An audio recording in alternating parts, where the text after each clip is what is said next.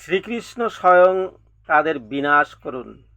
তখন অবশ্য তিনি জানতেন না, যুদ্ধক্ষেত্রে আসার পূর্বেই ভগবান শ্রীকৃষ্ণের ইচ্ছায় তারা সকলেই হত হয়ে আছে এবং সেই ইচ্ছাকে রূপ দেওয়ার জন্য তিনি ছিলেন কেবল একটি উপলক্ষ মাত্র। পরবর্তী অধ্যায়গুলিতে এই কথা বিশদভাবে বর্ণনা করা হয়েছে। ভগবানের শুদ্ধ ভক্ত অর্জুনের কোনো ইচ্ছাই ছিল না তার দুর্বৃত্ত ভাইদের উপর প্রতিশোধ নেবার, কিন্তু ভগবান চেয়েছিলেন তাদের সকলকে বিনাশ করতে। ভগবানের ভক্ত কখনো কারো প্রতি প্রতিহিংসা পরায়ণ হন না।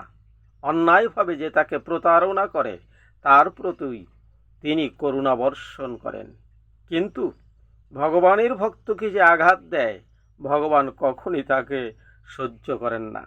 ভগবানের শ্রীচরণে কোনো অপরাধ করলে ভগবান তা ক্ষমা করতে পারেন, কিন্তু তার ভক্তের প্রতি অন্যায় ভগবান কখনোই ক্ষমা করেন না। তাই অর্জুন যদিও সেই দুর্বৃত্তদের ক্ষমা করতে চেয়েছিলেন, তবুও ভগবান তাদের বিনাশ করা থেকে নিরস্ত্র হননি।